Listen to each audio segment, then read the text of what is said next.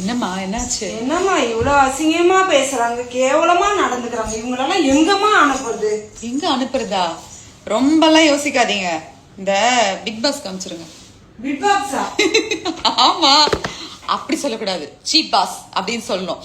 இந்த கேவலமா பேசுறவங்க, அசிங்கமா நடந்துக்கிறவங்க, மத்தவங்க பாப்பாங்களே அப்படிங்கிற ஒரு பேசிக்கான இது கூட இல்லாதவங்க, இவங்க எல்லாம் மொத்த கூட்டமா அங்கதாமா இருக்காங்க. இவங்களெல்லாம் அங்க அனுப்பிட்டோன்னு வச்சுக்கோங்களேன், அவங்களும் இந்த மாதிரி ஆளுங்க தான் வேணும்னு தேடி எடுத்து வாங்கியிருக்காங்க. எஸ்பெஷலி இந்த சீசன் இருக்கு பாத்தீங்களா, எப்பவுமே வம்பு வளர்க்குறவங்க, வம்பு இருக்கிறவங்க, இந்த மாதிரி ஆட்கள் தான் உள்ள இருப்பாங்க. அது கூட பாக்குறதுக்கு இன்ட்ரெஸ்டிங்கா தான் இருக்கும். ஆனா இந்த சீசன் இருக்கு பாருங்க, கண்ணுல ஒத்திக்கலாம் போல கன்றாவியோட உச்சகட்டமா இருக்கு. சீரியஸா கேக்குறாங்க, அந்த ஷோவோட ஹோஸ்ட் திரும்ப திரும்ப நான் அவரை கிட்ட வந்து பேசுறேன் அப்படிங்கறதுனால தப்பா நினைக்காதீங்க மிஸ்டர் விஜய் சேதுபதி சார். நீங்க வர எபிசோட்ஸ் மட்டும்தான் நான் பாக்குறேன் வீட்டுல இருந்தேன்னா. மத்த எபிசோட்ஸ் வந்து நான் ஃபுல்லா பாக்குறது இல்ல. அன்பார்ச்சுனேட்லி நம்ம வந்து மொபைல்ல எப்படியுமே வந்து சோசியல் மீடியா ஸ்க்ரோல் பண்ணிட்டு இருக்கோம். நானும் வந்து இன்ஸ்டால போஸ்ட் பண்றேன், யூடியூப்ல வந்து வீடியோஸ் போடுறேன். அதனால நம்மளுக்கு வந்து அது தானாவே வரும் இது சம்பந்தமான இதெல்லாம். அதுவும் நம்ம பேசிக்கிட்டா யாருக்கு காது கேக்குதோ இல்லையோ அந்த போனுக்கு நல்லா காது கேட்கும் இல்லையா, இது சம்பந்தமான நிறைய வீடியோஸ் எனக்கு வந்துட்டே இருக்கும். அது எத்தனை தடவை சிப்போ அப்படின்னு சொன்னாலும் வரும். அப்படி நான் இந்த 2 நாளா பாக்குற விஷயம் இருக்கு பாருங்க, சீரியஸா சொல்றேன், முகம் சுளிக்கிற மாதிரி இல்லைங்க, அவ்வளவு அருவருப்பா இருக்கு. அங்க அவ்வளவு கேமராஸ் இருக்கு அப்படிங்கறது வந்து தெரியாம இருக்காது இல்லையா? அப்படி இருந்தும் எப்படி கொஞ்சம் கூட மனசாட்சியே இல்லாம இப்படி நடந்துக்கிறாங்க?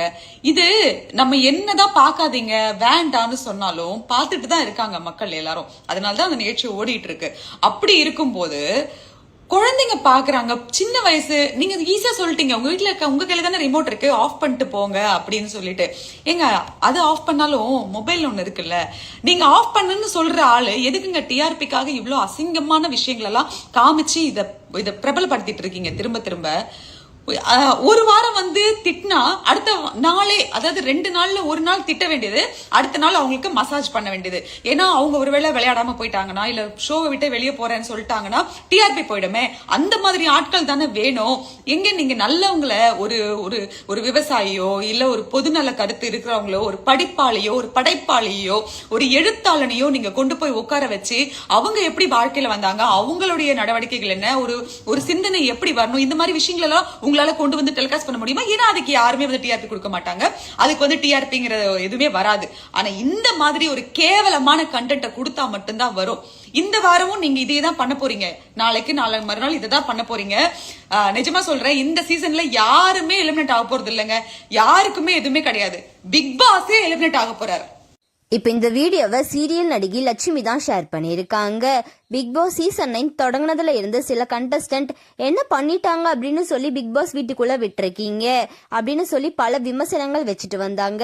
இப்படி இருக்க நிலையில ரீசெண்ட் எபிசோட்ல எல்லாம் சண்டை போடுறது, ஆபாச பேச்சு அப்படின்னு தான் கண்டஸ்டன்ட் பண்ணிட்டு வராங்க. இதனால கடுப்பான லட்சுமி இப்போ இந்த வீடியோவை ஷேர் பண்ணியிருக்காங்க. பிக் பாஸ் சீசன் 9 நீங்க பாக்குறீங்களா? அப்படி பாக்குறதா இருந்தா எபிசோடெல்லாம் எப்படி போகுது அப்படின்னு சொல்லி உங்களோட கருத்துக்களை கமெண்ட்ல சொல்லுங்க. அண்ட் இந்த மாதிரியான அப்டேட்ஸ்க்கு நம்மளோட சேனலை சப்ஸ்கிரைப் பண்ணிக்கோங்க.